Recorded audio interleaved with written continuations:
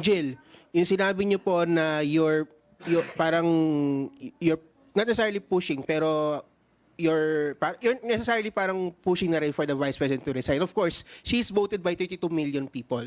She's voted by more people than the president. And meron din siyang cadre of bloggers and supporters na pwedeng kalkalin ang buhay ninyong mga congressman. Kinakalkal na nga yung buhay ng mga quadcom eh.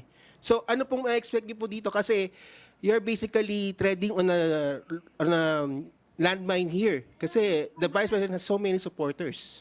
But probably we can ask her to step down as the vice president. Kasi nakikita natin hindi naman po siya dumadalo sa mga pandinig dito po sa Kongreso.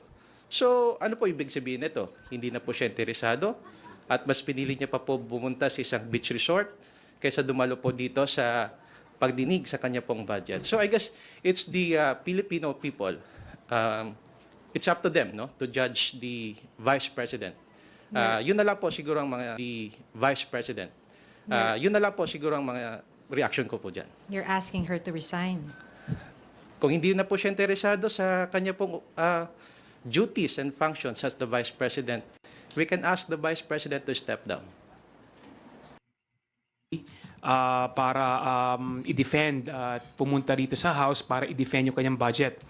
So sa majority, wala kaming napag-uusapan tungkol sa impeachment. Hindi natin iniisip yan.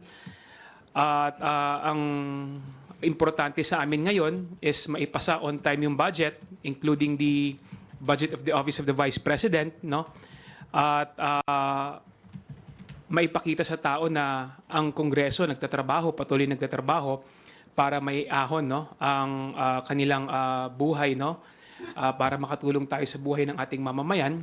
At syempre, yan din yung gusto ng ating leader sa Kongreso, si Speaker Martin Romualdez, na maipasa agad ang budget dahil ang budget na ito budget na malaki ang maitutulong upang maiangat ang buhay ng ating mga kababayan.